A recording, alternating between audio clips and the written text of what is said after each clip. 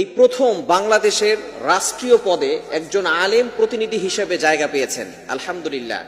Doctor আফম Khaled Hossain দামাত বারকাতুহুম বারাকাল্লাহু ফি হায়াতি, তিনি রাষ্ট্রীয় উপদেষ্টা পদে আলেম প্রতিনিধি হিসেবে জায়গা পেয়েছেন। বর্তমানে অন্তর্বর্তীকালীন সরকারের 17 জনের নাম প্রকাশ পেয়েছে, তার ভিতরে 2 জন সমন্বয়ক আছেন।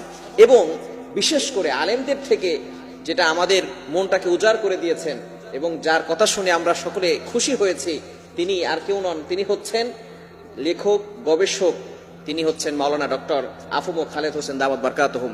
আমরা দোয়া করব তার জন্য, তিনি যাতে করে, যেহেতু সেখানে উপদেষ্টা হিসাবে প্রতিনিধি হিসাবে যেখানে আছেন, আল্লাহ পাক রব্বুল আলামিন তার ইলমের বরকতে দেশের ভিতরে শান্তির ব্যবস্থা করে দেন। মনে রাখবেন, ক্ষমতা দেওয়ার মালিক হচ্ছেন আল্লাহ, ইজ্জত দেওয়ার মালিক হচ্ছেন আল্লাহ, সম্মান দেওয়ার মালিক হচ্ছেন আল্লাহ। যদি একজন আলেম এই রাষ্ট্রীয় উপদেষ্টা পদে থাকতে পারেন, তাহলে কিন্তু আগামীর বাংলাদেশ হবে ইসলামের বাংলাদেশ, আগামীর বাংলাদেশ হবে